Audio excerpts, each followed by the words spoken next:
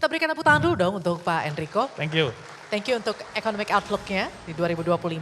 Dan langsung saja kita undang ke atas panggung 3 narasumber yang lainnya. Yang pertama Bapak Tirta Nugraha Mursitama, Deputi Bidang Kerjasama Penanaman Modal Kementerian Investasi BKPM Republik Indonesia.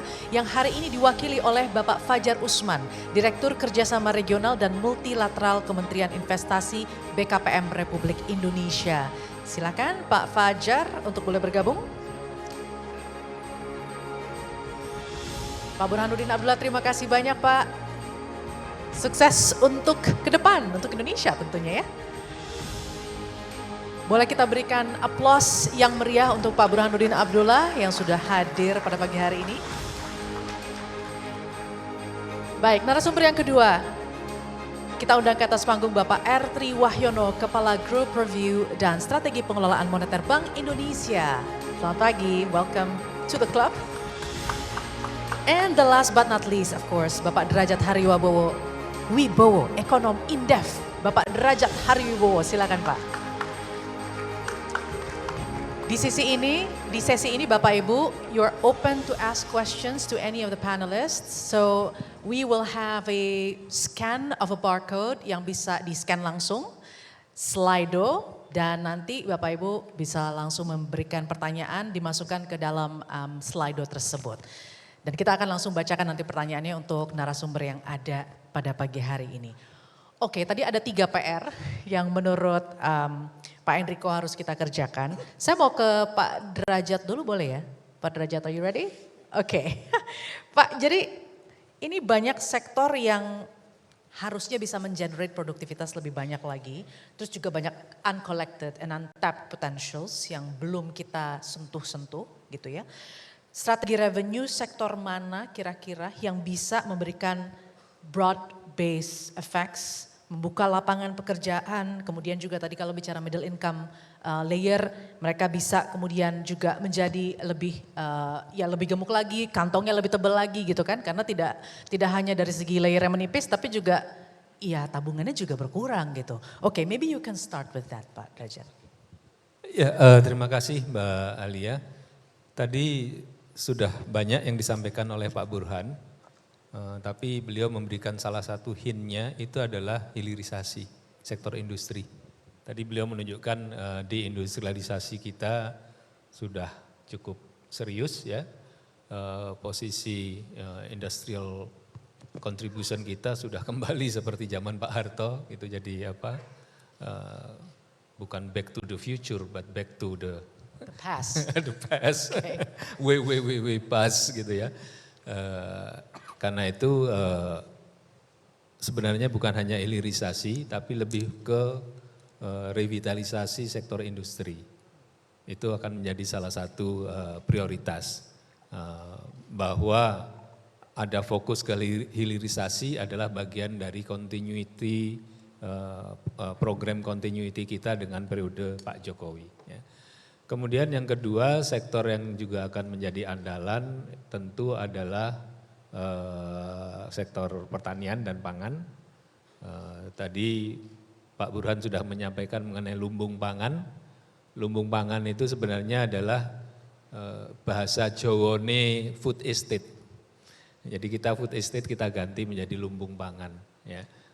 Jadi food estate yang sekarang dikembangkan di Kalimantan itu memang menghadapi beberapa persoalan karena tanahnya nggak terlalu subur, topsoilnya sedikit ya, sehingga mungkin agak kurang cocok untuk beberapa hal. Tapi itu yang sudah dipilih itu akan tetap diteruskan. Cuman kami menyadari tidak bisa mengandalkan Kalimantan, karena itu sekarang kita coba kembangkan di Merauke.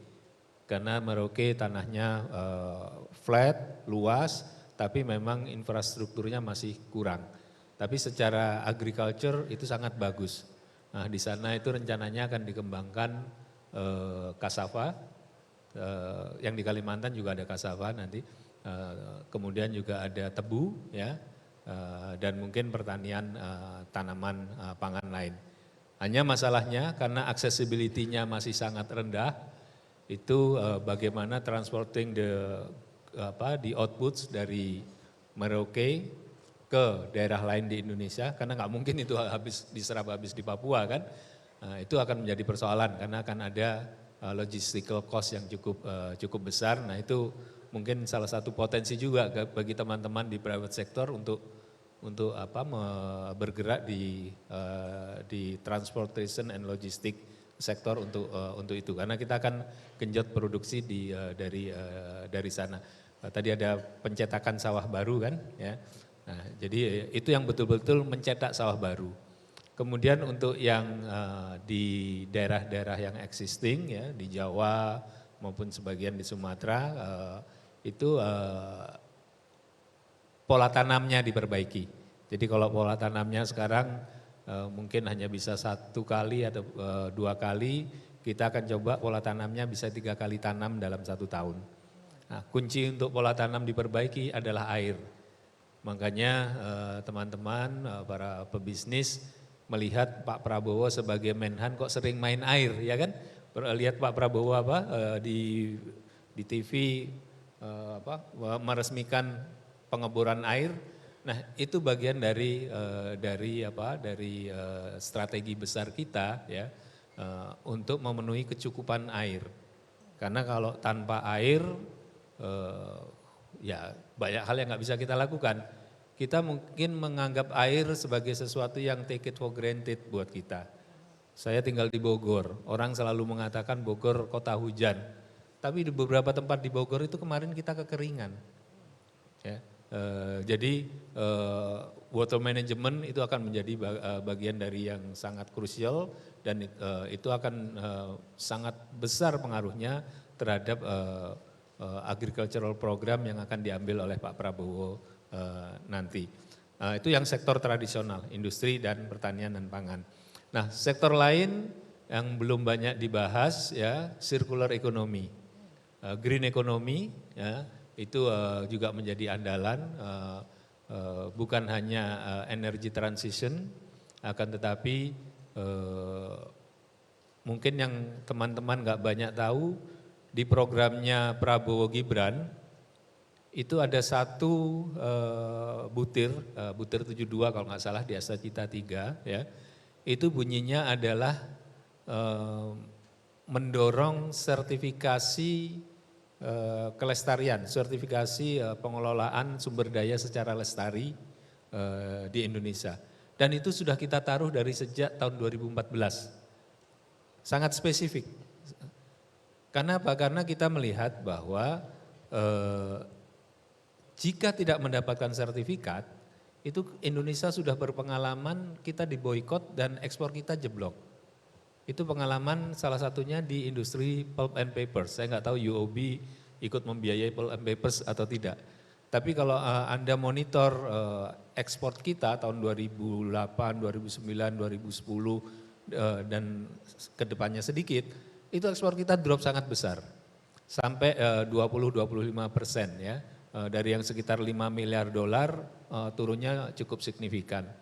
Lalu mereka melakukan transformasi, pemerintah juga melakukan perubahan kebijakan sehingga akhirnya mereka layak bersertifikat. Setelah mendapatkan sertifikat kelestarian yang berstandar dunia ya, tahun 2016-2017 itu ekspornya meningkat drastis. Meningkatnya nggak tanggung-tanggung, 2.52 billion US dollar. Peningkatannya, artinya ada peningkatan sekitar 50% setelah mendapatkan sertifikat itu. Dan jangan lupa juga Pak Prabowo dan keluarga Joyo Hadikusumo secara bisnis mereka punya kegiatan di sektor kehutanan. Jadi mereka sangat memahami, beliau sangat memahami pentingnya sustainable management. Nah itu juga akan menjadi priority ya, green economy akan menjadi priority dan of course digital economy, Mas Gibran dalam kampanye pernah mengatakan hilirisasi digital ya, orang mengatakan itu seperti digitalization, no itu when it goes further than digitalization actually. Jadi memanfaatkan produk-produk ekonomi digital kalau kita lihat dari matriksnya Bank Dunia, itu ada kelompok ekonomi digital, nah kemudian produk ekonomi digital itu dimanfaatkan lebih lanjut, termasuk untuk untuk banking, termasuk untuk finance ya dan lebih lanjut lagi. Nah, ya, makanya kita sangat memprioritaskan pada human resource development supaya kita bisa broad spectrum untuk pertumbuhan kita. Ya, Pak Burhan tadi mengatakan akan mengandalkan private sector, tapi kami juga menyadari mengandalkan private sector itu perlu waktu dan perlu perubahan yang besar. Selama kampanye saya belum pernah mengatakan mengenai debirokratisasi dan deregulasi. Karena kami tidak ingin itu akan menjadi bola liar kampanye. Tapi sekarang setelah Pak Prabowo menang, debirokratisasi dan deregulasi itu akan menjadi kata kunci ke depan. Tadi yang transformasi struktural yang Pak Burhan katakan ya. Saya senang sekali Mas Enrico tadi mengatakan food and beverage itu besar sekali fiscal multiplier-nya. Betul, makanya kalau Anda lihat timnya Pak Prabowo sudah ditempatkan menjadi kepala BPOM. Karena kita melihat regulasi di di makanan dan minuman itu sudah wah, kita terlalu overregulated. Banyak sektor di Indonesia overregulated. Bahkan sektor pendidikan tinggi aja sudah bukan overregulated lagi, overregulated. Ya. Sehingga praktis teman-teman pebisnis itu betul-betul geraknya nggak bisa cepat. Nah, kami ingin regulasi itu banyak dibabat, ya. Banyak dipotong nanti jalannya bagaimana nanti akan disampaikan lebih lanjut lagi pada saatnya. Tapi intinya kami menyadari, ya timnya Pak Prabowo menyadari bahwa Indonesia tidak bisa mengandalkan government spending saja untuk mengejar pertumbuhan tinggi, untuk supaya kita berada di high growth path, nggak bisa. Itu harus dari private sector. Dan private sector nggak bisa lari cepat, itu bukan karena apa-apa, tapi kadang-kadang atau seringkali lebih karena banyak sekali yang over-regulated. Tadi Pak Burhan mengatakan ada kebijakan kan ya, pemerintah membuat kebijakan yang kondusif. Bahasa beliau adalah bahasa dewa, bahasa senior. Kita yang membumikan itu adalah kita ingin memangkas segala sesuatu yang over-regulated itu tadi. Ya, karena apa? Karena ya itu sudah sangat mengganggu lah. Jadi mungkin nanti pada saatnya akan ada forum dengan teman-teman pelaku usaha, teman-teman banking, dan tentu insya Allah dengan teman-teman UOB juga untuk kita menampung apa saja sih regulasi yang dianggap nggak perlu ada. Saling gitu bertumpuk gitu nggak ya? perlu ada. Atau tidak perlu ada? Kenapa? Atau tidak perlu ada, bertumpuk atau tidak perlu ada? Iya, jadi itu yang akan dilakukan. Nah, untuk mendapatkan perspektif lebih lanjut, kalau boleh saya tampilkan satu ini slide bisa nggak? Satu slide, oke, boleh Satu ya? slide, silakan. Satu Oh, slide. tapi gimana ini caranya? Di panitia coba bisa ada yang table aja, table 1. Tolong ditampilkan yang table 1. Kalau ada. Saya ingin tunjukkan gap dari government spending ada. Ya, ini dia ya. Di sebelah sana, ya. Jadi ini teman-teman bisa lihat ya. Kita tahu untuk APBN 2025 ya, itu rencananya belanja negara adalah sekitar 3.600 triliun ya. 3.600 triliun itu yang bagian sebelah kanan. Pendapatan negara ditargetkan 3.000 triliun sehingga ada defisit 600-an triliun ya. Nah, ini target growth-nya itu adalah 5,2%. Tapi kalau kita berada pada level 5,2%, katakanlah itu berhasil kita capai tahun 2025, dan seringkali kan target growth kita seringkali nggak tercapai ya. itu kita akan kesulitan untuk masuk ke growth path 6-7%, let alone 8%. Oh, jadi artinya kalau tidak tercapai di 5,2, ke depannya bagaimana? Ya akan lebih berat lagi kan karena batu loncatannya nggak ada kan. Nah bisa tolong diteruskan ini ya. Seandainya, maaf tetap tabel itu aja. Seandainya kita mengandalkan belanja negara, itu uang 3.600 triliun, rencana belanja negara 3.600 itu nggak cukup. Yang diperlukan di simulasi yang sebelah kiri untuk 2025 itu adalah 3.900 triliun. Ya, di sebelah kiri itu. Jadi APBN 2025 saja itu sudah kekurangan 300 triliun. Untuk mengejar target growth yang kita perlukan 5,9%. Di situ ada simulasi. Ini salah satu simulasinya saja. Ada beberapa simulasi yang kita run, tapi ini salah satu simulasinya. Ya. Nah, artinya apa? Artinya untuk mengandalkan fiskal, tadi kan Pak Burhan menyampaikan beberapa program, itu semua kan perlu dana besar, ya kan? Banyak kan tadi program, itu semua makan dana semua itu. Pak Burhan mengatakan kita political will-nya ada, tapi capacity to implement itu yang kurang. Salah satunya adalah masalah anggaran. Ya. Kita juga bisa lihat debt service untuk tahun, tadi Pak Burhan mengatakan 1.000 triliun kan, itu debt service tahun 2025 bukan 1.000, lebih gede lagi, 1.353 triliun. So you can imagine ya, dari pendapatan negara 3.000 triliun, 1.300 lebih habis untuk debt service. Almost 50%. Ruang apa yang kita punya di fiskal?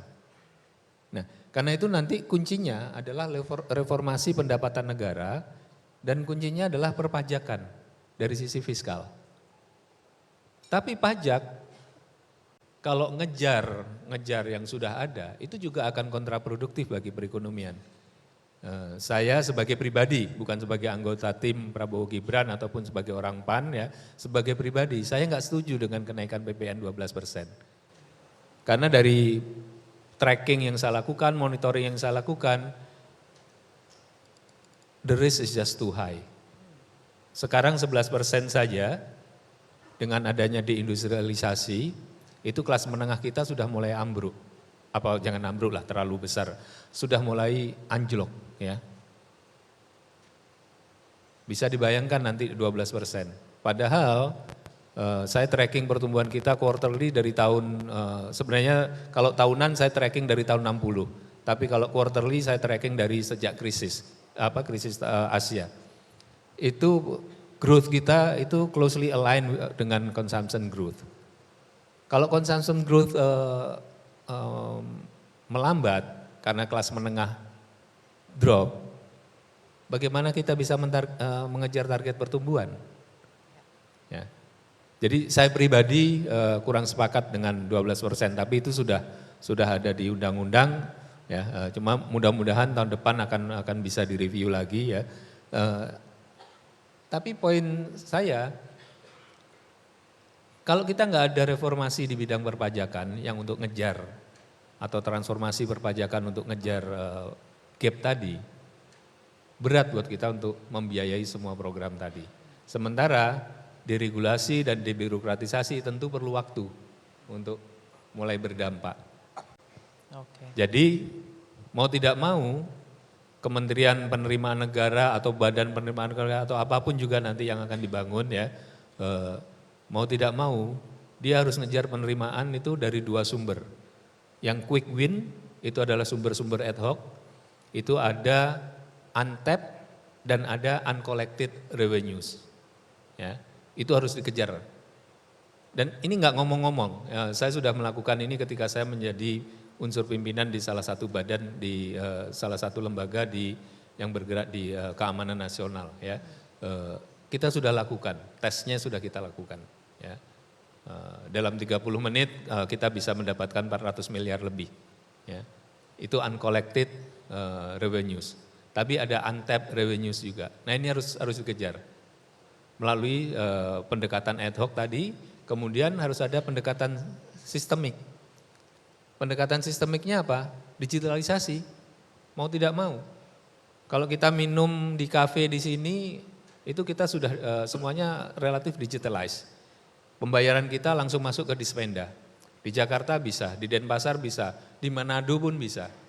Kenapa PPN kita, VAT kita itu enggak terdigitalize? Kenapa kalau untuk restitusi masih ada apa namanya face to face contact to some degree? Kita harus reduce itu. PPN kita sekarang rate-nya berapa? 11%. Berapa realisasi PPN kita? Around 5%, stuck deh. Kadang 4%, stuck di sana.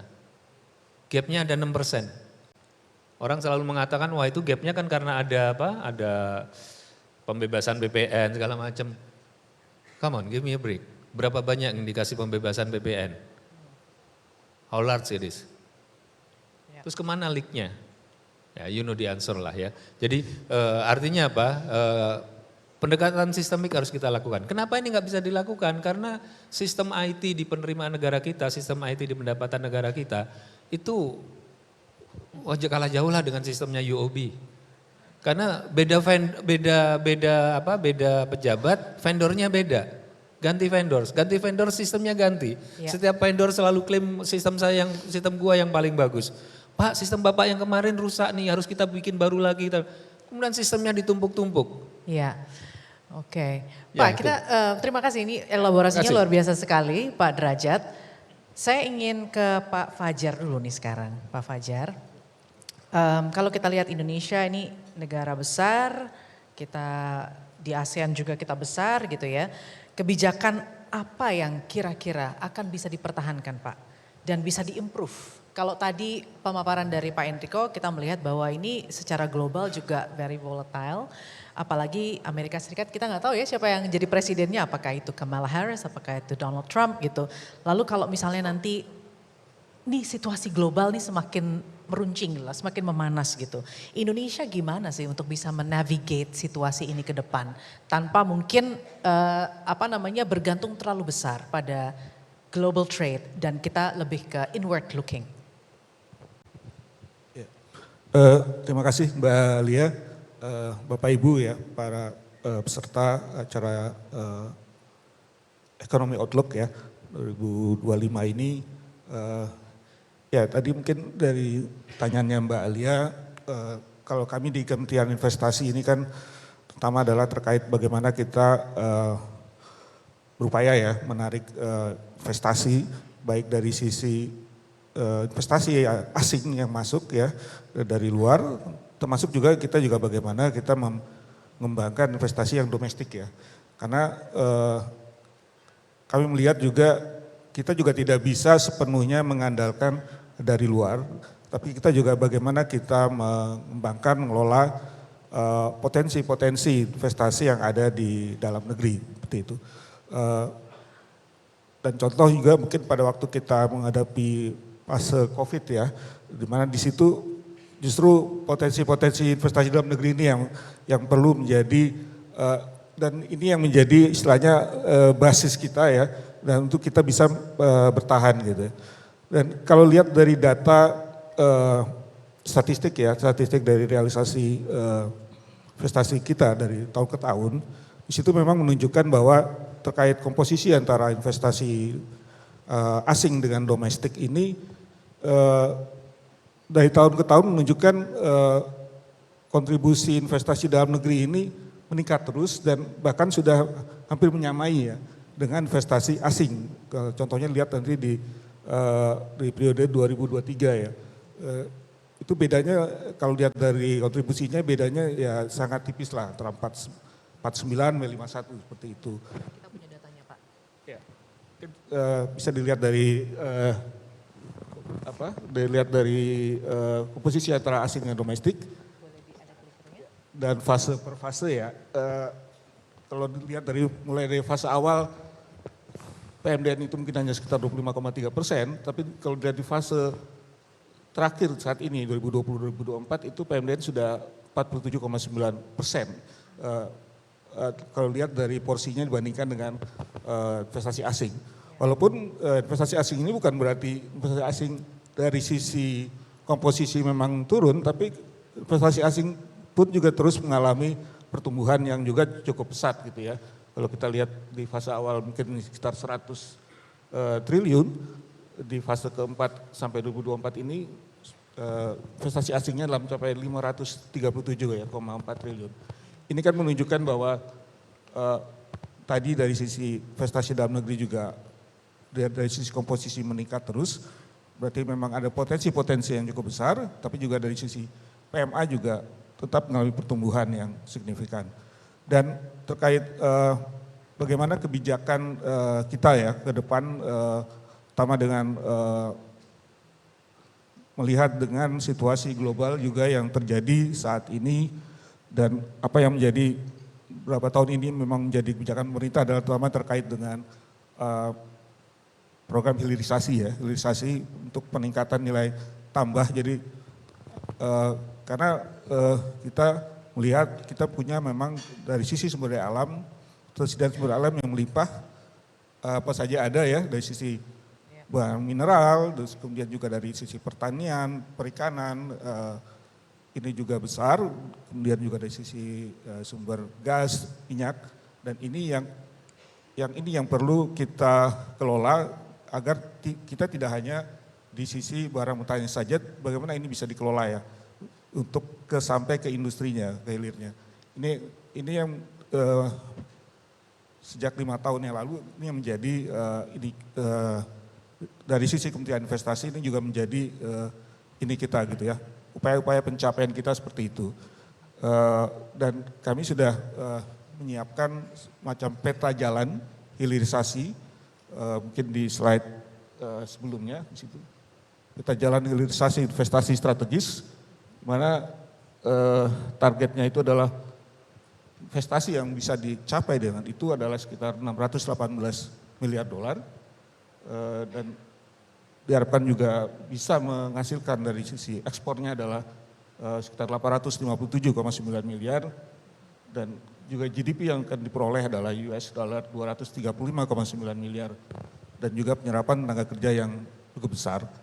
Dan kalau kita lihat dari data di slide berikutnya, kelihatan bahwa di tahun 2024 dari sisi realisasi ini juga kontribusi dari hilirisasi ini cukup besar, yaitu 24,6% ya dari total realisasi investasi, terutama kita lihat di kuartal kedua, terus 105,6 triliun, mana ini memang yang paling besar adalah di mineral ya, terutama dengan kita punya nikel, bauksit, tembaga, kemudian berikutnya adalah pertanian, kehutanan dan juga migas dan juga termasuk yang saat ini juga menjadi dikembangkan oleh pemerintah adalah terkait dengan kendaraan listrik ya. Bagaimana kita untuk mengembangkan energi terbarukan, dari sumber daya alam terbarukan ini karena kita juga memiliki kekuatan di situ. Nah, bagaimana mengelola ini semua sehingga diharapkan nanti juga ke depannya ini akan menjadi meningkat terus ya dari sisi investasi dan tentunya juga akan menggerakkan ekonomi nasional. Saya kira mungkin itu Mbak Alia. Terima kasih. Terima kasih Pak Fajar. Saya ke Pak Tri langsung ya. Pak Tri, kita lihat kebijakan Bank Indonesia saat ini sudah mulai ada pemangkasan bunga gitu ya. Kedepannya bagaimana sih dan dampaknya kira-kira apa yang diharapkan? Silakan Pak Tri. Terima kasih Mbak Alia. Memang minggu lalu kami di Bank Indonesia baru saja mengadakan rapat Dewan Gubernur secara reguler bulanan dan terus terang sebenarnya keputusan yang diambil kemarin itu agak surprise bagi pelaku pasar karena memang sebelumnya kalau kita ngelihat dari survei dan sebagainya hanya sedikit walaupun udah ada juga yang memprediksikan bahwa BI akan cut rate. Tapi memang sebagaimana disampaikan oleh Pak Gubernur Bank Indonesia dalam konferensi pers beberapa sebelumnya bahwa kami melihat semua data yang ada, data dependen, tidak hanya The Fed. Bahkan ketika kita kemarin cut rate, The Fed juga belum, walaupun di hari yang sama, tapi karena time zone yang berbeda, kita memang melihat seluruh data. Kita semua tahu bahwa masalah yang dihadapi oleh Indonesia beda dengan US. US masalah terutama ketika mereka naikin suku bunga adalah inflasi. Tapi kita fortunately dalam beberapa waktu terakhir inflasi kita terjaga relatif di kisaran yang tadi disampaikan oleh Pak Burhan juga 2,5 plus minus 1%. Sehingga memang isu itu tidak ada. Tapi kita tahu juga bahwa dengan suku bunga yang tinggi di hampir seluruh negara di dunia itu juga menyebabkan kan imbal hasil kita menjadi less attractive kalau kita tidak menyamakan dengan negara-negara lain. Sehingga di minggu lalu ketika kita melihat bahwa semua data yang akan mempengaruhi keputusan kita itu sudah in favor bagi kita, sudah mulai melakukan pemotongan suku bunga, itu kita lakukan. Even kan sering ditanya apakah Indonesia akan one on one dengan the Fed dan sebagainya, tapi itu juga memberikan confidence bahwa even the Fed belum melakukan cut rate, dan pada saat itu sebenarnya juga mostly market masih melihat cut rate-nya the Fed itu 25 basis point, belum 50 basis point itu, tapi kami mengambil karena memang keputusan the Fed bukan satu-satunya alasan bagi kita untuk mengambil keputusan, tapi itu hanya menjadi salah satu dibandingkan dengan yang ini yang lain. Lalu bagaimana ke depannya? Bagaimana ke depannya memang secara umum sebenarnya semua sekarang hampir seluruh bank sentral, mungkin kecuali salah satunya adalah Jepang, masih ada divergensi memang kebijakan bank sentral. Kalau Jepang bahkan sekarang diekspektasikan akhir tahun ini mereka akan melakukan kenaikan suku bunga lagi. Tapi hampir semua negara lain relatif sekarang udah mulai masuk ke easing cycle. Karena memang dan secara global kami melihat inflasi secara global itu sudah relatif moderate turun menuju ke masing-masing targetnya. Sehingga kami melihat bahwa memang arah ke depan itu akan seperti itu. Tinggal pertanyaannya adalah kapan dan berapa besar setiap ininya. Tapi yang jelas kami di Bank Indonesia sangat berhati-hati untuk mengambil kebijakan itu. Sehingga kita akan melihat berbagai faktor yang ada. Baik yang kebijakan bank sentral lain maupun data secara domestik kita lihat juga. Itu kita menjadikan pertimbangan-pertimbangan kita akan memutuskan apakah kita akan terutama terkait dengan suku bunga itu sendiri. Selain itu juga nilai tukar tadi sudah disampaikan juga oleh Pak Enrico dan sebagainya bahwa nilai tukar kita sudah relatif membaik, capital inflow sudah masuk, bahkan sekarang capital inflow ke Indonesia itu sudah masuk. Mungkin kalau teman-teman yang main di pasar equity kita tahu lah ya 2 bulan 3 bulan terakhir itu inflow di pasar equity itu sangat masif. Pasar SBN juga sudah mulai inflow dan instrumen Bank Indonesia SRBI juga relatif terdapat inflow dari foreign investor. Itulah semua yang menjadi pertimbangan-pertimbangan bagi kami di Bank Indonesia untuk akhirnya minggu lalu memutuskan cut rate 25 basis point. Oke, Alia mungkin saya bisa take over ronde kedua. Sembari mungkin slide untuk Slido-nya boleh ditampilkan, bisa scan untuk para audience di sini untuk bertanya langsung. Pak Tri, jadi mungkin gilirannya kita balik ya. Nah, Bapak kan di pengelolaan moneter juga devisa. Ini gimana ke depannya kalau kita menyikapi tren rupiah? Tadi kan nggak mungkin itu one way ya, straight. Jadi strategi apa yang mungkin berkenaan juga dengan financial deepening? Apa yang mungkin BI bisa lakukan di era pemerintahan yang akan datang nih? Jadi maksudnya kalau saya boleh cukup langsung direct produk finansial guna menawarkan lebih banyak lagi alternatif. Sehingga capital inflow nggak masuk situ lagi. Nah dan juga untuk pengelolaan moneter sendiri ke depan strateginya bagaimana tuh? Karena US Treasury yield kemungkinan besar itu akan menurun juga. Nah apakah kita diversify atau gimana? Dan juga untuk rupiah, menurut Bapak itu kestabilan ini kurang lebih bisa dijaga dengan strategi macam apa lagi? Mungkin berkenaan juga dengan financial deepening yang disampaikan Pak Burhanuddin dan kami juga sependapat. Nah, monggo Pak kalau boleh. Terima kasih. Slido-nya kalau boleh sekalian. Ya, sebelum mungkin menyampaikan nanti istilah-istilah yang agak financial market banget ya. Mungkin saya memberi gambaran sedikit dulu terkait dengan financial deepening gitu loh. Sebenarnya apa sih financial deepening? Apakah sesuai namanya gitu yang suka bikin kepala kita pening dan sebagainya. Jadi mungkin gambaran paling gampang adalah Pak Enrico nanti dicek di kantongnya Pak Enrico atau ini analogi aja ya Pak ya. Di kantongnya Pak Enrico atau di dompetnya berapa sekarang uang cash yang Bapak bawa. Kita bandingkan dengan 10 tahun atau 20 tahun yang lalu. Nah itulah yang terjadi. Kenapa itu bisa terjadi? Mungkin 10-20 tahun yang lalu kalau kita mau bertransaksi, kita butuh uang tunai, kita ke bank antri, mau ngambil uang aja mungkin lama, harus ngisi formulir dan sebagainya. Sehingga itu menjadi disinsentif, sehingga akhirnya kita pegang uang cash banyak untuk bertransaksi dan sebagainya. Tapi sekarang dengan instrumen yang demikian banyak, tidak hanya kartu debit dan kartu kredit, tapi kita bisa pakai misalnya kris, kita bisa pakai instrumen-instrumen yang lain. Sekarang kita beli pisang goreng di pinggir jalan kaki 5 pun sudah bisa pakai kris. Kita isi bensin nggak perlu bawa cash dan sebagainya. Kira-kira itu Jadi memang financial depending itu susah dibayangkan tapi mudah dirasakan kalau kita mau merasakan gitu loh. Ya. Jadi memang sekarang kita udah nyaman dengan itu juga sama. Nah itu bagian dari kebijakan kita. Mungkin saya ngasih contoh adalah kalau film itu kayak Jason Bourne. Jadi kalau kayak Jason Bourne itu kalau dia itu masuk ke dalam suatu gedung misalnya US Embassy di mana dan sebagainya, apa yang pertama dia lakukan? Dia melihat exit door-nya di mana. Yes. Itulah yang terjadi dengan foreign investor. Nah, Ketika betul. foreign investor masuk ke Indonesia, invest ke Indonesia, yang akan dia lihat pertama adalah Exit kalau strategy. saya mau keluar gimana? Yes. Nah itu salah satu sebenarnya tujuan kenapa kita melakukan financial deepening. Di mana ketika once investor masuk begitu dia keluar dia nggak ada instrumen yang bisa dia gunakan dan sebagainya, itu traumatiknya akan lama. Itu mereka nggak akan mau. Seberapapun yield yang ditawarkan, seberapapun return yang bisa dia dapatkan. Karena itulah kunci utama. Itu salah satu tujuan dari kita melakukan financial deepening, memperkaya instrumen. Yang paling akan terkini nanti yang salah satu breakthrough yang akan kita lakukan Senin depan tanggal 30 September kita akan meluncurkan CCP untuk suku bunga dan nilai tukar, di mana itu juga salah satu bagiannya adalah untuk melakukan efisiensi transaksi. Ya. Jadi transaksi kayak repo, nanti repo ada di situ, di NDF ada di situ.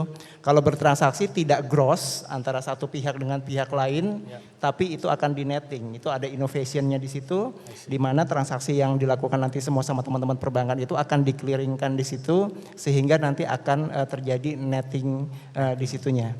Nah jadi itu secara umum seperti itu, dan kami juga sudah mengubah kebijakan blueprint pengembangan pasar keuangannya sekarang sudah kita panjangkan lagi menjadi sampai tahun 2030, sehingga kita harapannya adalah pengembangan pasar keuangan, pendalaman pasar keuangan itu bisa berjalan dengan baik. Dan satu lagi, bahwa BI tidak berjalan sendiri. Untuk pendalaman pasar keuangan ini kita sangat kerjasama hand in hand, terutama dengan Kementerian Keuangan dan OJK sebagai otoritas dan regulator, dan juga dengan kementerian-kementerian terkait yang memang isu-isu tertentu. Ya. Seperti misalnya kalau termasuk kayak penggunaan LCS dan sebagainya. Oke. Demikian Pak Enrico. Ya, terima kasih Pak Tri. Saya ke Pak Fajar kalau boleh. Tadi saya tampilkan bahwa equity repatriation dari FDI itu yang paling gede komponennya. Ya, 2/3. Tapi tadi saya belum sebut, di sektor manufaktur adalah sektor terbesar yang mengalami repatriation setiap 2 kuartal Pak Fajar. Kenapa? Karena tadi berkenaan dengan exit door. Tidak ada instrumen untuk saya parkir, saya tarik. Logis. Tidak ada dollar instrumen untuk saya parkir sementara, untuk saya reinvest atau rework, saya tarik dulu. Dan itu dampaknya mungkin kalau pasar kita cukup dalam, rupiah atau pasar non rupiahnya, dia akan stay dulu. Tapi industri manufaktur, namanya orang usaha Pak ya, keluarga saya gede di Solo juga Pak. Jadi itu di Solo saya belajar cara bisnis mereka, cash flow dan uang itu harus diputar. Nah itu sama juga dengan foreign investor. Uang itu nggak bisa nganggur. Tapi kalau Indonesia kena dampaknya begini, ditarik repatriate, rupiahnya malah melemah, biasanya yang stay itu apa? Rupiahnya. Padahal yang lain juga nanti masuk lagi. Nah, transportasi juga demikian. Nah, apakah dari data BKPM ini cocok Pak? Dan juga mungkin strategi macam apa nih untuk membuat mereka lebih sticky.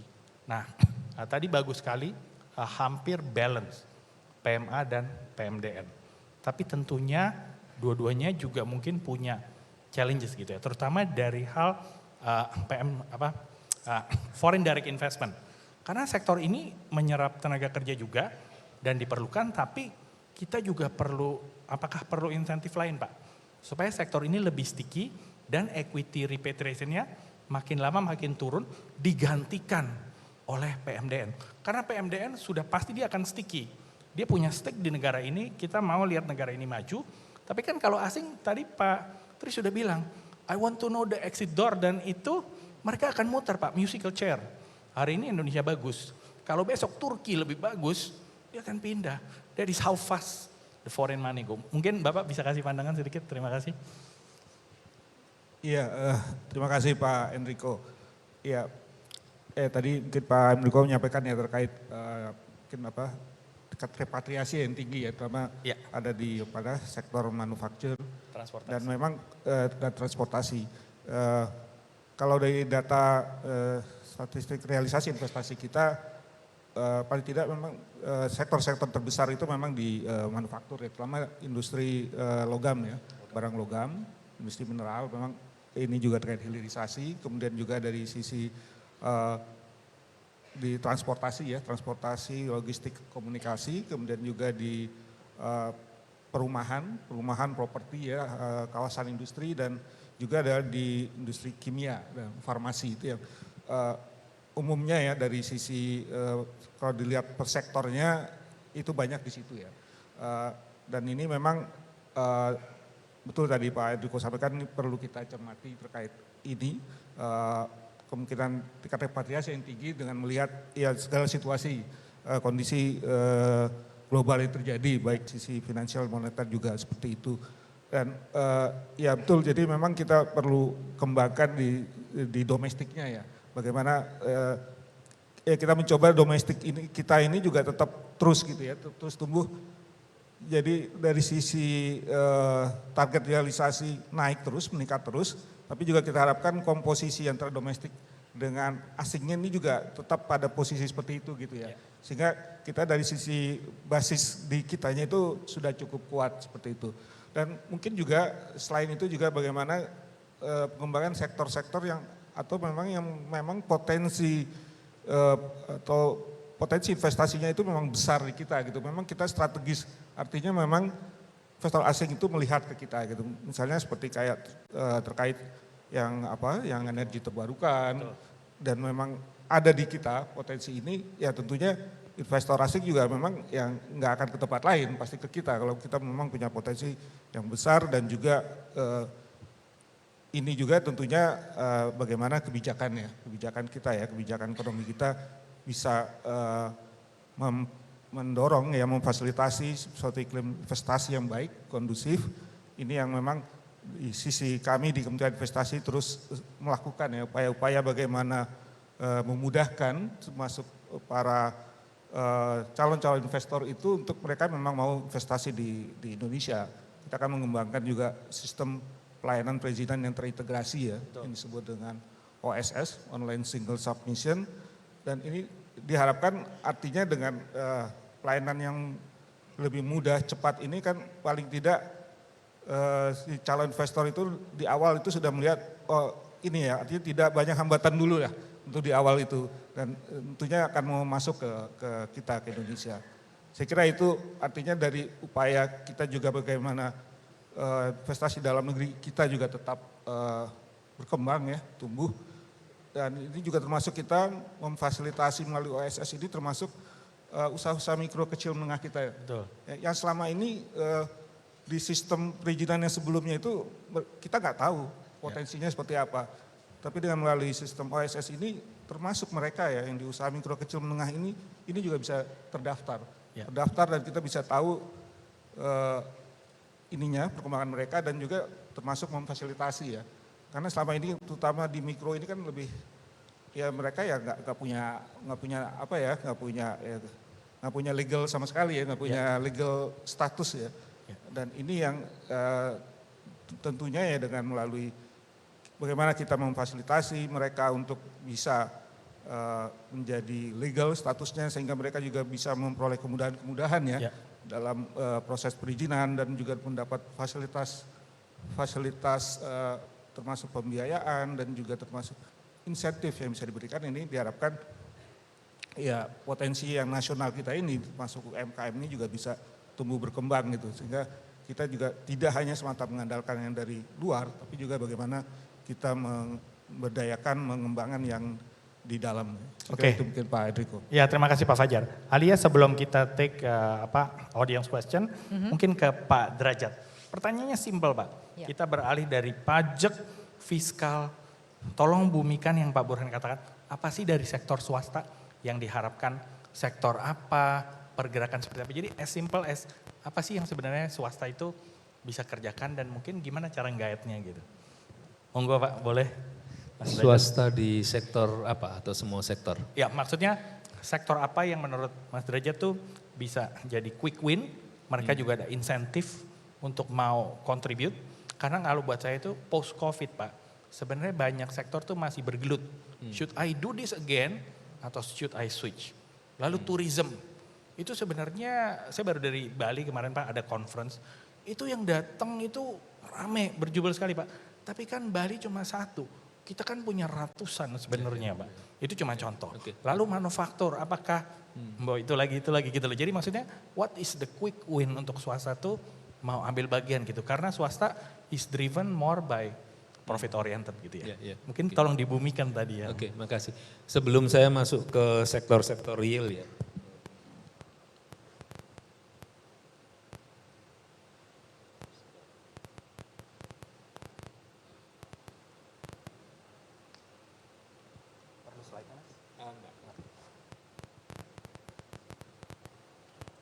Sebelum saya masuk ke sektor real, mungkin yang juga belum banyak disampaikan di sektor keuangan, ya, itu bahwa kami sebenarnya menargetkan market cap untuk pasar modal itu lebih gede Mas Ariku dibandingkan dengan di OJK. OJK itu kan 15.000 triliun ya untuk tahun 2027. Kami pengennya bisa lebih dari 20 triliun. Lebih besar. Iya.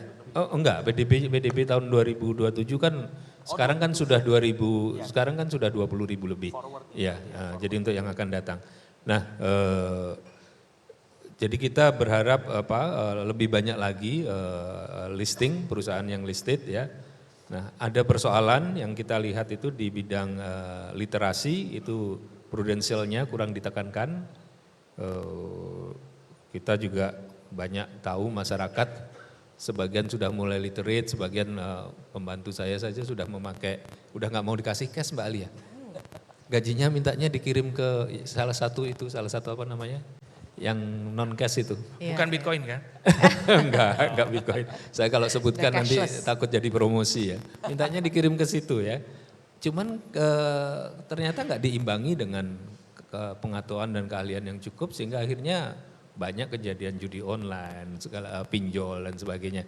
Nah ini pengen kita naikkan dan itu salah satu bisnis prospek yang sangat besar. Saya sudah diajak berkunjung ke salah satu dari fintech luar biasa sekali. Dia memakai 2 lantai, kantornya nggak ada sekat-sekat, nggak ada apa. Bosnya yang punya sekaligus presidirnya itu nggak punya kantor. Di setiap ruang, di setiap titik itu ada tema-tema tersendiri, ada 7 atau 8 anak muda, semuanya pegang laptop, semuanya sedang kerja di laptop. Luar biasa, contoh dari startup yang berhasil. Jadi kami memang berharap startup itu akan menjadi salah satu bidang yang bisa dikembangkan di depan. Kemudian kalau untuk sektor real ya jelas sama dengan yang disampaikan Mas Enrico tadi, food and beverage dan juga local tourism, local transportation. Karena domestic market kita besar dan kadang kita kurang tapping ke domestic market kita. Ya. Kemudian mungkin yang nggak banyak disinggung properti. Ya, properti kita itu bus and bump-nya itu terlalu singkat. Nah, kami sudah bicara dengan teman-teman dari properti untuk supaya bagaimana caranya supaya properti itu menjadi ladang investasi yang sangat menguntungkan. Ya, ini kan drop to some degree kan sudah overpriced, kemudian dropnya market yang realitinya jadi sehingga mereka yang invest di properti akhirnya nggak bisa mengharapkan dari gain, terutama di apartemen ya. atau di apa namanya di kondotel segala macam, nggak bisa mengharapkan dari itu, akhirnya ngarepinya dari sewa. Itu kan juga bikin cash flow jadi empot-empotan kan, karena ngarepin dari sewa, sewanya juga jatuh. Nah ini kita berharap untuk properti ini juga ada semacam breakthrough lagi. Tentu nanti pada saatnya kita akan diskusi dengan teman-teman dari properti untuk gimana sektor properti itu bisa menjadi andalan, karena properti itu efeknya kemana-mana kan Mas Andriko, saya rasa teman-teman gak usah diajarin, efeknya kemana-mana dan everybody can invest gitu loh. Semua yang kelas nasabahnya UOB, kelas menengah atas semuanya kan invest. Mau invest yang apartemen kelas kacang di bawah 500 atau apartemen yang high end bisa gitu. Tinggal masalahnya duitnya muter enggak? Dan kami melihat duitnya terutama di Jakarta dan Bali itu banyak yang enggak muter. Nah kami pengen itu lebih muter supaya teman-teman punya lebih banyak lagi investment alternatif. UOB juga punya lebih banyak lagi portfolio yang bisa masuk. Kalau properti kita bisa tumbuh, nggak usah seperti Singapura lah, paling nggak dikit lah, mirip-mirip Singapura dikit lah, ya, itu akan besar sekali. Kita ini properti kami melihat sebagai bagian dari bonus demografi yang harus kita tap. Selama ini orang nggak pernah melihat properti sebagai bagian dari demographic bonus yang bisa kita tap. There is something wrong with the policy in property. Makanya tadi Pak Burhan mengatakan itu ya. Kemudian food processing, ya food processing, nggak jauh-jauh.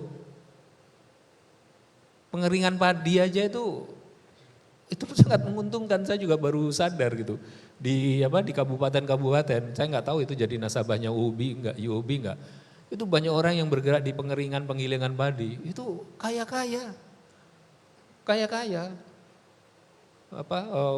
Bisa nawar properti di Jakarta juga mereka gitu, ya. Jangankan pengeringan dan penggilingan padi, warung Tegal aja kaya-kaya kok. Ya, jadi food processing mulai semua lah, karena itu satu sektor yang sangat bagus ya. Terus Pak, dengan adanya makan bergizi gratis, itu kita kekurangan susu. Kita kekurangan daging. Ya, kalau susu mungkin memang grazing areanya nggak banyak ya. Tapi siapa tahu ada terobosan dari teman-teman. Daging, kenapa semuanya kalau mau daging maunya main dapat kuota impor saja, ujung-ujungnya di penjara. Ya. Padahal masih banyak tempat yang bisa untuk menggemukkan. Jadi saya rasa poinnya adalah tapping on domestic market, maximizing the potentials of our demographic bonus. Itu saja sudah besar Mas Enrico. Mantap, thank you. Alia mungkin bisa dipilih ini, ada banyak pertanyaan. Ini silakan didistribute. Betul, banyak pertanyaan dari audience.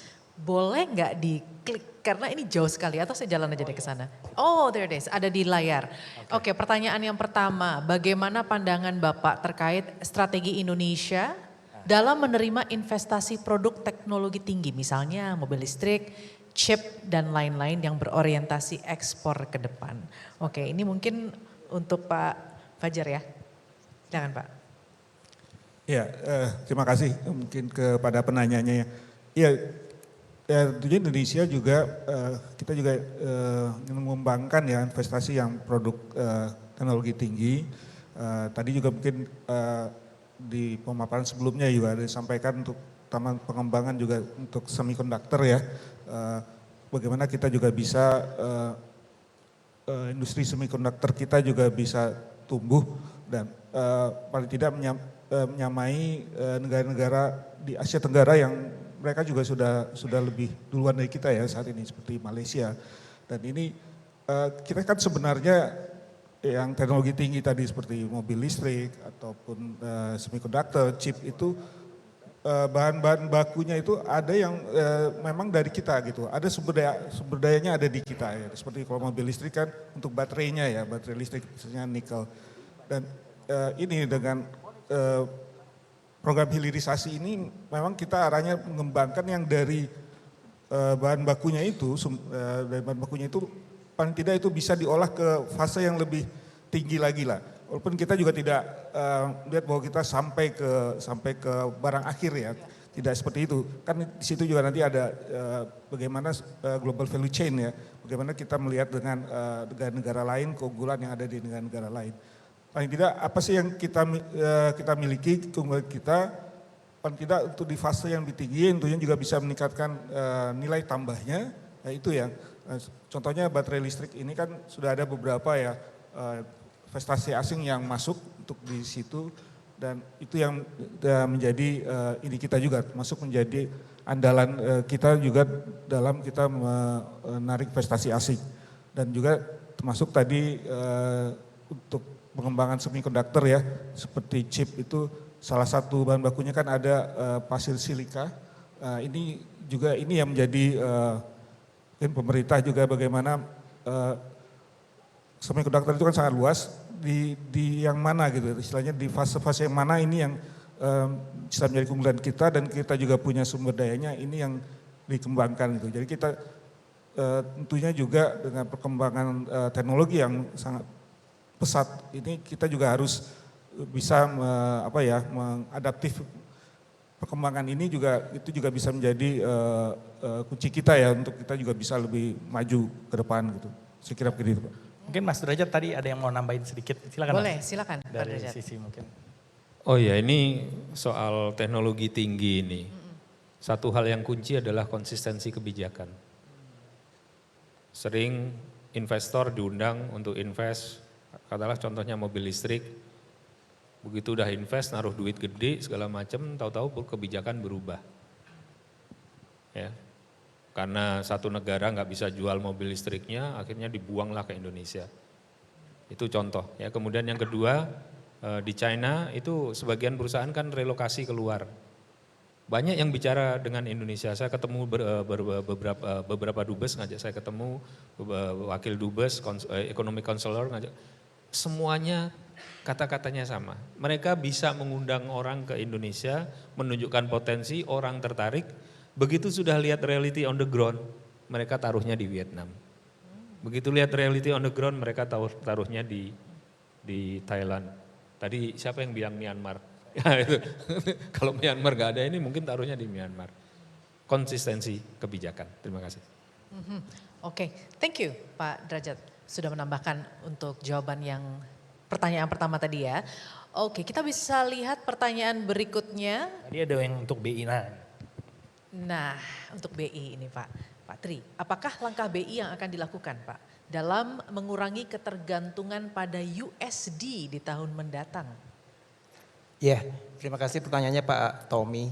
Jadi memang mungkin kalau pernah dengar juga kita punya namanya program local currency settlement. Nanti ke depan kita akan kembangkan lagi ke menjadi local currency transaction. Memang ini salah satu ya bisa dikatakan masalah yang kita hadapi, bahwa sebenarnya kan transaksi perdagangan ekspor impor dan investasi dan sebagainya Indonesia dengan US itu kan bukan yang paling besar. Artinya dari skala itu tuh mungkin nanti Pak Fajar data yang lebih precise mungkin 5% atau berapa dengan US. Tapi penggunaan currency-nya itu mayoritas adalah menggunakan US. Sehingga transaksi perdagangan Indonesia dengan Malaysia, Indonesia dengan Thailand dan sebagainya menggunakan US dollar. Dampaknya adalah di pasar domestik demand terhadap US dollar itu meningkat. Unnecessary, bisa kita bilang unnecessary demand. Karena sebenarnya tujuannya bukan untuk membayar ke US kan, tapi tujuannya untuk membayar ke Thailand, untuk membayar ke Malaysia dan sebagainya. Diinisiasi dari kerjasama 3 bank sentral, BI, BNM, Bank Negara Malaysia dan Bank of Thailand, kita mulai mengembangkan program itu tadi, local currency settlement, di mana kita mengencourage bahwa transaksi antara negara-negara di 3 negara ini menggunakan local currency. Tapi mungkin saya ingin menyampaikan bahwa ini bukan dedolarisasi dan anti dolar. Artinya kalau anti dolar kita mau transaksi dengan US pun kita nggak mau pakai dolar, kira-kira seperti itu kan. Tapi ini bukan, tapi bahwa memang sebenarnya kita tidak perlu dolar, kita perlunya ringgit atau rupiah, ringgit atau Thai baht gitu kan. Nah dari program itulah sebenarnya kita mencoba untuk mengurangi ketergantungan kita bahwa untuk segala transaksi itu kita pakai US dollar. Itu sama tadi gambarannya, analogi saya ketika uang cash, dulu apa-apa kita pakai uang cash, apa-apa narik ATM, apa-apa narik cash ke bank dan sebagainya. Tapi sekarang dengan adanya diversifikasi seperti itu, tapi ini bukan mandatory. Jadi kebijakan ini bukan mandatory bahwa harus, tapi adalah kita lebih kepada himbauan, encouragement dan sebagainya, bahwa Anda punya pilihan loh. Salah satu lagi misalnya keuntungannya adalah gini, sebenarnya kan nilai tukar itu melemah menguatnya itu tuh kan hanya si satu US dollarnya itu kan. Makanya ada istilahnya indeks DXY, penguatan atau pelemahan dolar terhadap sekian mata uang. Jadi ketika dolar menguat, dolar melemah dan sebagainya, mungkin antara rupiah sama ringgit baik-baik aja. Rupiah sama Thai baht baik-baik aja. Demikian pula dengan Chinese renminbi, dengan JPY, Jepang dan sebagainya. Nah jadi sebenarnya nggak ada pergerakan yang signifikan. Tapi bayangkan ketika harus lewat dolar dulu, ketika dolar lagi menguat dan sebagainya, akhirnya pelaku usaha membutuhkan rupiah lebih banyak dan sebagainya. Demikian pula sebaliknya. Itu jadi intinya adalah ke depan justru akan terus kita kembangkan kebijakan yang sudah dibangun. Yang tadinya local currency settlement ya nanti transaksinya bahkan untuk portfolio investment dan sebagainya itu bisa menggunakan local currency. Jadi itu kebijakan besarannya seperti itu yang dari kami di Bank Indonesia.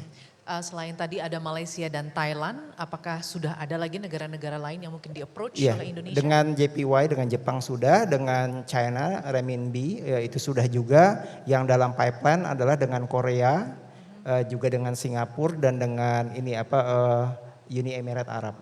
UAE. Alright, terima kasih banyak Pak Tri untuk sudah menjawab pertanyaan yang tadi ya. Pak TW yang tadi nanya. Terima kasih Pak TW, Pak Tommy Wijaya. Alright, kita ke pertanyaan berikutnya. Nah, ini bagaimana insight mengenai commodity market, especially di sektor coal and logistics supportnya di tahun 2025. Dan apa dampak AI, is it AI benar ya? Yes, AI sektor energi ini.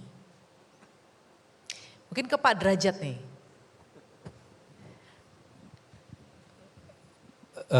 Kalau commodity market mungkin nanti Mas Enrico aja yang lebih jago ya. Saling melempar ini kayaknya. Tapi kalau kebijakan kita memang ada energy transition, tapi dan juga mungkin akan phasing out stage phasing out gitu ya, bertahap gitu ya. Tapi kita nggak mungkin hilangkan coal totally dari power plant kita ya.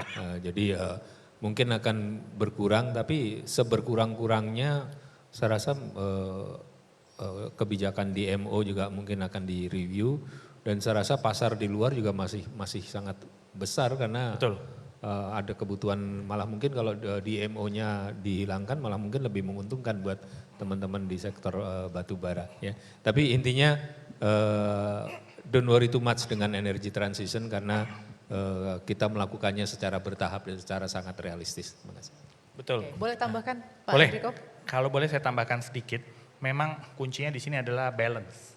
Jadi contohnya untuk energy sustainability, kita kalau produksi butuh investasi tinggi betul, tapi yang punya uang contohnya Singapura.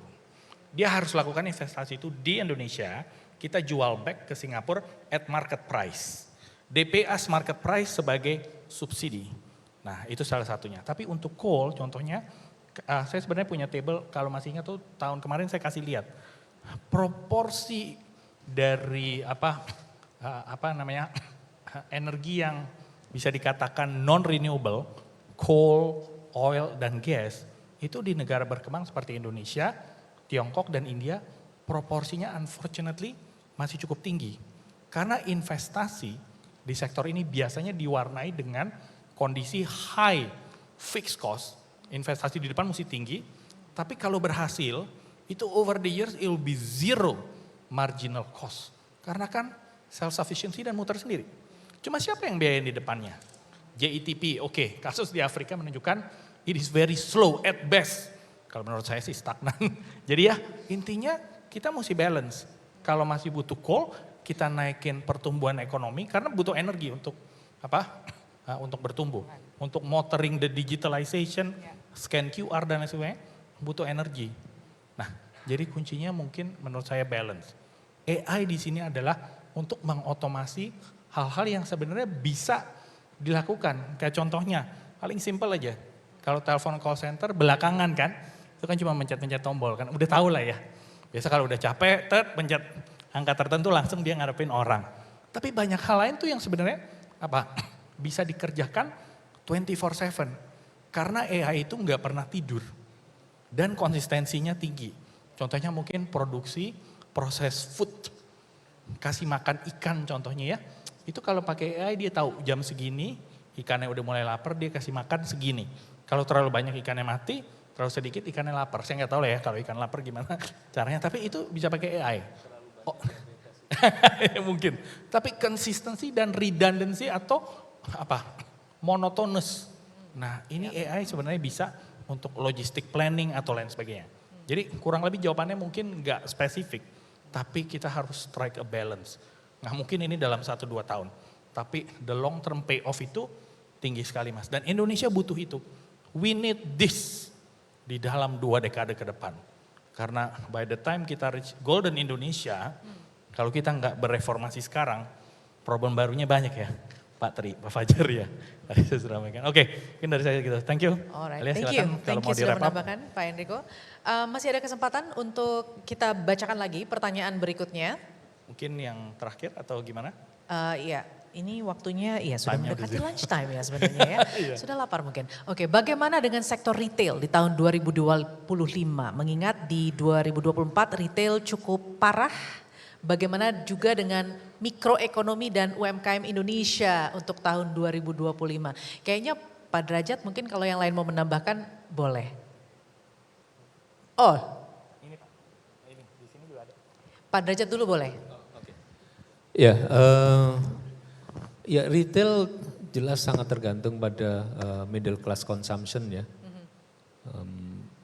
Kalau middle class consumptionnya turun, retailnya juga kurang gitu ya. Jadi ya itu yang harus kita jaga ya.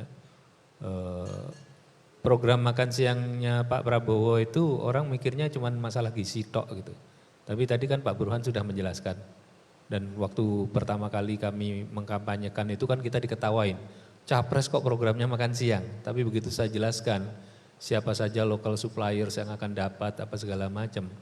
Itu mereka baru sadar. Nah kita berharap nanti kelas menengah bawah itu yang akan banyak menjadi local suppliers. Nah kelas menengah bawah ini itu marginal propensity-nya to consume itu lumayan bagus. Nah, sehingga kita berharap program makan siang bergizi tadi itu bukan hanya akan berefek ke kecerdasan dan sebagainya, tapi juga akan berefek ke middle income, kemudian ujungnya akan berefek ke retail. Jadi poinnya adalah di programnya Pak Prabowo Gibran nanti itu APBN yang sangat terbatas itu betul-betul akan kita laser fokus ke program-program yang mempunyai multiplier, consumption multiplier maupun growth multiplier yang tinggi. Contohnya tadi yang saya jelaskan. Tadi Pak Burhan juga mengatakan rumah sakit kan ada satu lagi yang belum disampaikan. Pembangunan perumahan, tadi saya udah ngomong properti, kita ada target pembangunan perumahan di perkotaan dan di pedesaan, dan properti kita harapkan juga menjadi salah satu andalan sehingga kalau uangnya berputar, kelas menengah juga akan semakin giat, retail juga akan makin bagus. Tapi memang kita harus sadar di salah satu dari 8 challenge yang ada, apa masih ada waktu untuk nunjukin? Boleh. Bisa yang pertama, slide pertama. Jadi salah satu dari challenges yang kita identifikasi itu adalah disrupsi. Nah, retail ini terkena disrupsi dari teknologi, bukan punya saya yang mungkin supaya teman-teman juga bisa melihat program Pak Prabowo Gibran itu kita susun berdasarkan identifikasi. Nah ini dia. Slide Ya, nomor ini 1 dia. ya. Ya.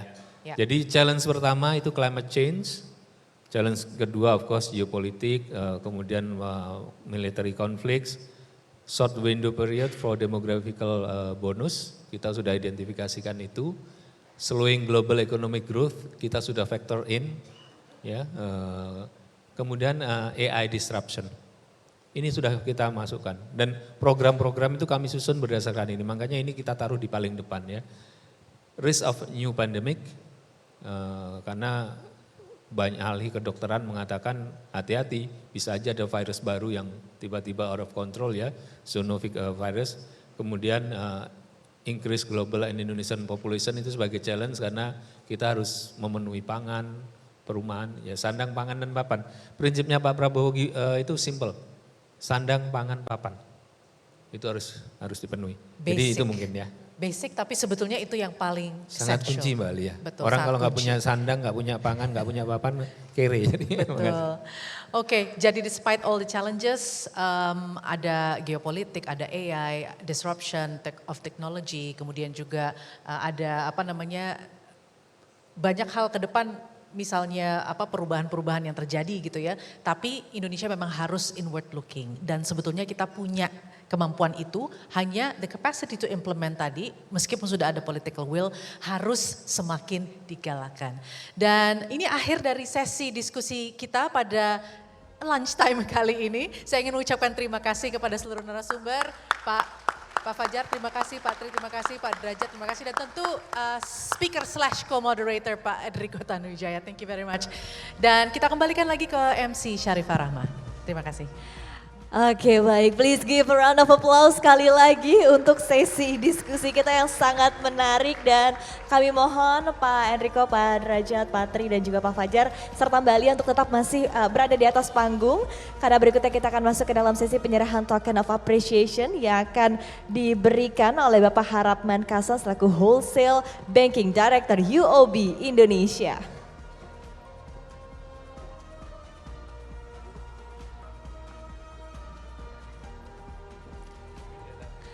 Baik, sekali lagi sesi diskusi yang sangat menarik dan sangat intens ya. Begitu banyak yang dibahas dari berbagai sisi, dan sekali lagi kita juga sudah menyimak ya berbagai perspektif baik dari ekonom-ekonom luar biasa yang ada di depan kita saat ini. Baik, dan juga dari perwakilan pemerintah tentunya dari BKPM. Kemudian perwakilan dari Bank Indonesia.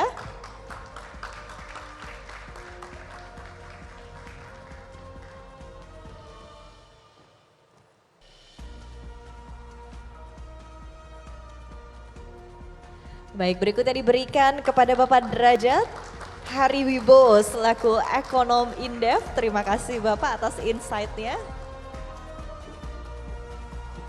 Baik, kita akan berfoto bersama terlebih dahulu, dan saya juga akan mengundang Bapak Sony untuk dapat bergabung bersama kami di sini.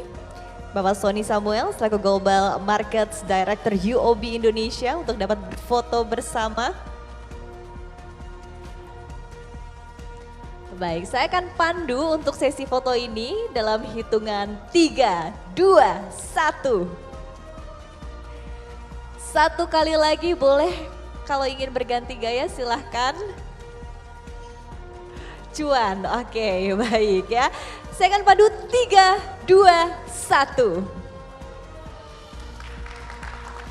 Dan sekali lagi mohon tetap berada di atas panggung, karena berikutnya saya akan mengundang jajaran direksi dan juga komisaris dari UOB Indonesia untuk dapat bergabung dan berfoto bersama dengan para narasumber kita dalam sesi diskusi yang sudah berlangsung dengan sangat luar biasa tadi ya. Baik, kami undang sekali lagi dengan hormat, kami mohon kepada jajaran direksi dan juga komisaris. Baik, mungkin boleh diatur lagi posisinya dengan narasumber di tengah. Ya, kita akan berfoto bersama, boleh kita atur lagi posisinya. tadi bersama dengan narasumber berada di tengah, kemudian jajaran direksi dan juga komisaris mungkin boleh di kanan dan juga kiri. Pak Hendra di tengah, baik. Sudah siap Bapak Ibu? Saya akan pandu dalam hitungan 3, 2, 1. Satu kali lagi, mau berganti gaya atau tetap? Oke, berganti gaya ya dalam hitungan 3, 2, 1. Baik, kami persilakan untuk kembali ke tempat. Sekali lagi terima kasih yang luar biasa. Untuk para narasumber kita tadi sudah berlangsung dengan sangat intens, sudah begitu banyak aspek-aspek yang dibahas. Dan sekali lagi sesuai dengan tema kita dalam UOB Economic Outlook 2025, ushering a new dawn for remarkable Indonesia. Hari baru di fase transisi dan tentu ya agar semuanya berjalan dengan mulus, agar target-target bisa tercapai, perlu perencanaan dan juga kebijakan-kebijakan strategis yang tentunya sudah dibahas dalam sesi diskusi tadi. Baik Bapak Ibu, tidak terasa kita sudah tiba di penghujung acara UOB Economic Outlook 2025. Sekali lagi kita berikan apresiasi yang luar biasa. Dan tentu kita ucapkan terima kasih yang luar biasa karena acara ini dipersembahkan oleh UOB Indonesia dan semoga acara hari ini bisa menjadi langkah strategis untuk bersama-sama kita dapat mengawal proyeksi pertumbuhan ekonomi Indonesia di tahun depan dan bersama-sama berkolaborasi untuk memanfaatkan berbagai potensi yang ada, menggrab potensi yang ada untuk kemajuan ekonomi Indonesia ke depannya. Terima kasih sekali lagi kepada Bapak Ibu hadirin yang telah hadir dalam acara hari ini. Dan saya Syarifah Rahma mewakili kerabat kerja yang bertugas pamit undur diri. Terima kasih, selamat siang dan sampai jumpa di acara berikutnya CNBC Indonesia Beyond Business.